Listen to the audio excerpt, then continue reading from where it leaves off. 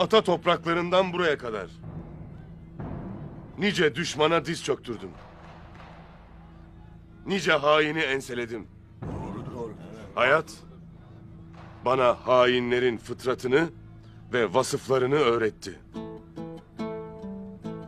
Şimdi demem o ki Kocabaş Atabey Ertokuş'un şehadetinden bizzat sorumludur.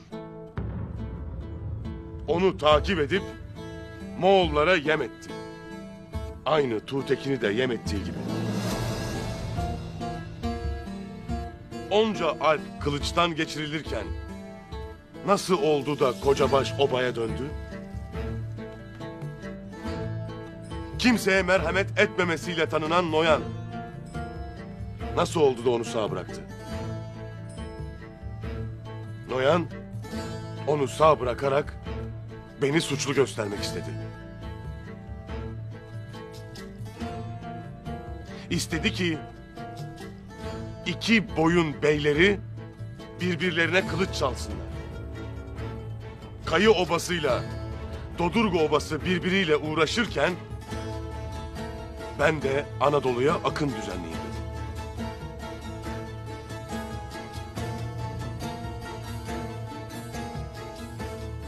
Tek hainimiz Kocabaş olsa iyidir. Yanımda gördüğünüz Karabek, Noyan itinin has be has köpeğidir. Evet.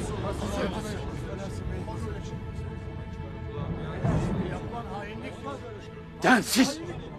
Haddini bil, haddini.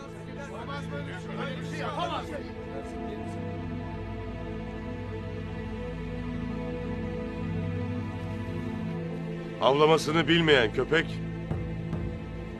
obaya düşman çağırır beyler.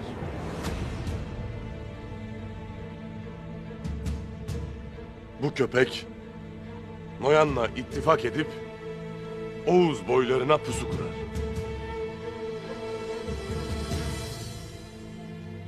Noyan elime mıhı çakarken büyük bir zevkle izlemekteydi.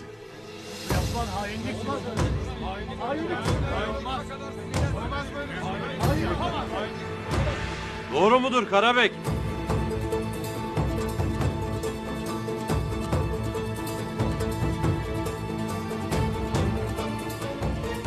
Yavuz hırsız yurt sahibini bastırır oldu beyler. Pusatını ve dilini şeytana emanet eden bu adam katildir ve hain.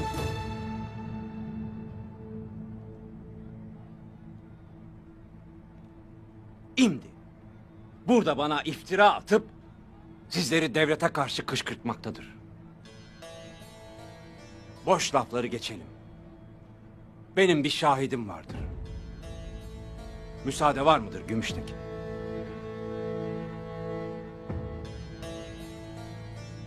Bugün akla kara ortaya çıkacaktır Karabek. Buyursun.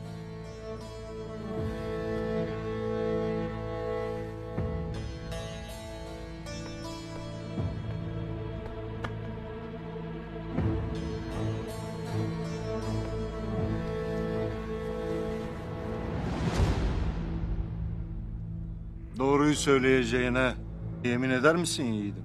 Doğruyu söyleyeceğime yemin ederim. Geç yerine.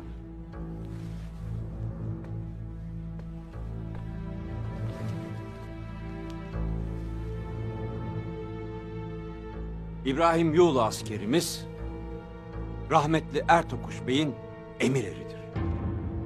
Kendisi nicedir cenk etmektedir. Kahraman bir askerimizdir. Babası da sultanımızın yakın korumasıdır. Şimdi burada Ertokuş Bey ve askerlerinin katledildiği yerde bizzat şahit olduklarını anlatacak.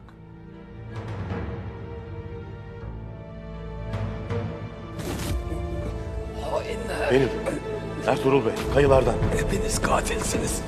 Hainler! Hain! Hepiniz hainsiniz! Kardeşler